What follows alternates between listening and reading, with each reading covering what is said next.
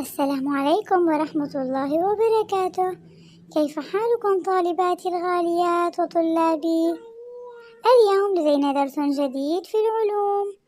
درسنا بعنوان ماذا نستفيد من الحيوانات؟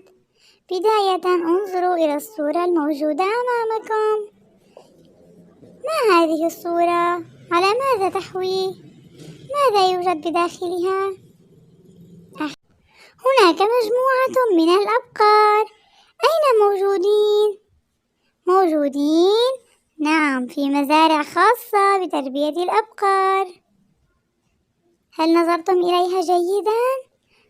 هل تعرفونها؟ هل شاهدتم بقرة من قبل؟ نعم. ماذا نستفيد من الأبقار والأغنام؟ بماذا نستفيد منها؟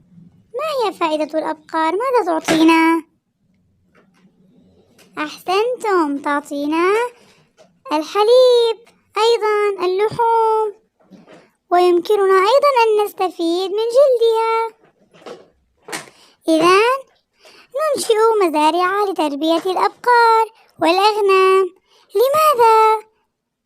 لماذا نقوم بتربية الأبقار والأغنام؟ لكي نستفيد من اللحوم والجلود والحليب. أحسنتم، إنها تعطينا الحليب وأيضا اللحوم ونستفيد من جلودها. بارك الله بكم. أيضا انظروا إلى الصورة الموجودة أمامكم. ما هذا الحيوان الموجود في الصورة؟ هل تعرفونه جيدا؟ ما هذا الحيوان؟ إنه دجاجة. أحسنتم، إنه دجاجة. ماذا نستفيد من الدجاج؟ هل شاهدتم دجاجة من قبل؟ نعم، أحسنتم، جميعنا شاهد الدجاجة من قبل.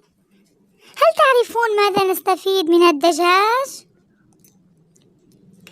أحسنتم، الدجاجة تعطينا البيض، وأيضا يمكننا أن نستفيد من لحومها. إذن لماذا نربي الدجاج في مزارع؟ لماذا نقوم بتربية الدجاج في المزارع؟ لنستفيد من لحمه وبيضه. أحسنتم. أما الصورة التالية انظروا إليها جيدا. ما هذا الشيء الموجود إنها خلية. إنها خلية. ماذا يوجد داخل هذه الخلية؟ انظروا، هناك نحلة صغيرة. أحسنتم، بارك الله بكم. هناك نحلة صغيرة موجودة في خلية للنحل. هذه خلية النحل ويوجد فيها النحل. ماذا نستفيد من النحل؟ لماذا نقوم بإنشاء المناحل؟ لماذا؟ ولماذا نربي النحل في المناحل؟ من منكم يعرف؟ النحل له فائدة كبيرة. هل تعرفون ما هي؟ ماذا نستفيد من تلك النحلة الصغيرة الموجودة في الخلية؟ أحسنتم، إنها تعطينا العسل والشمع. أحسنتم، إذن نربي النحلة في المناحل لنستفيد من العسل والشمع. أما الصورة الآتية الموجودة أمامكم انظروا إليها جيدا.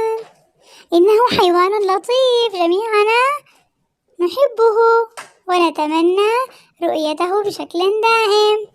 انظروا، إنها سمكة. يا لها من سمكة جميلة.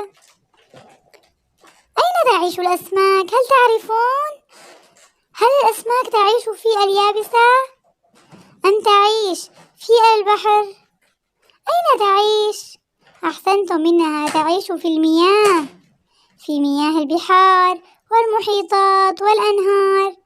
إنها تعيش ضمن المياه. أحسنتم. أيضا يمكننا أن نربي الأسماك في أحواض. لماذا هناك الكثير من الأشخاص يقومون بتربية الأسماك في أحواض خاصة بتربيتها؟ هل تعرفون لماذا؟ لأن للأسماك فائدة كبيرة أيضا. ما هي فائدة الأسماك؟ من منكم يعرف كيف يمكننا أن نستفيد من السمك؟ إذن تعطينا اللحوم وأيضا البيض، إذن نستفيد من لحمها وبيضها. نربي الأسماك في أحواض لنستفيد من لحمها وبيضها. هيا الآن لنقوم بحل بعض التمرينات المرافقة للدرس. من منكم يساعدني في الحل؟ هيا لنبدأ. السؤال الأول: هل الحيوانات مهمة للإنسان؟ هل أحد منكم يعرف الجواب؟ الحيوانات هل هي مهمة للإنسان؟ نعم، إذن نعم إنها مهمة. السؤال الثاني: اذكر حيوانات نربيها ونستفيد منها في الجمهورية العربية السورية. مرت معنا في الدرس هناك العديد من الحيوانات التي يمكن أن نستفيد منها. من منكم يعطيني أمثلة عليها؟ هيا نعددها سويا. مرت معنا الأبقار، الأغنام، والدجاج، أيضا النحل والأسماك، جميعها يمكن أن نستفيد منها. السؤال الثالث: عدد فوائد الأبقار والأغنام للإنسان. من منكم يقول لي ما هي فائدة الأبقار والأغنام؟ ماذا تعطينا؟ هل أحد منكم يعرف؟ مرت معنا أيضا في الدرس. إذن الأبقار والأغنام نستفيد من لحومها وجلودها وحليبها. أحسنتم. هيا لنكرر مرة أخرى. ماذا نستفيد من الأبقار والأغنام؟ ما هي فوائد الأبقار والأغنام للإنسان؟ إنها تعطينا اللحوم والجلود والحليب. أحسنتم، بارك الله بكم. هيا ننتقل إلى السؤال الرابع: ما فوائد الأسماك والدجاج والنحل؟ أيضا مرت معنا. هيا لنبدأ بالأسماك. ما هي فائدة الأسماك؟ نستفيد من لحمها وبيضها. أحسنتم. أما الدجاج، مرت معنا الدجاجة الصغيرة الجميلة. ماذا نستفيد منها؟ ماذا تعطينا؟ إذن نستفيد أيضا من لحومها وبيضها. النحل، ماذا يعطينا النحل؟ ماذا نستفيد منه؟ بماذا؟ أحسنتم. نستفيد من النحل من خلال العسل والشمع. النحل يعطينا العسل والشمع.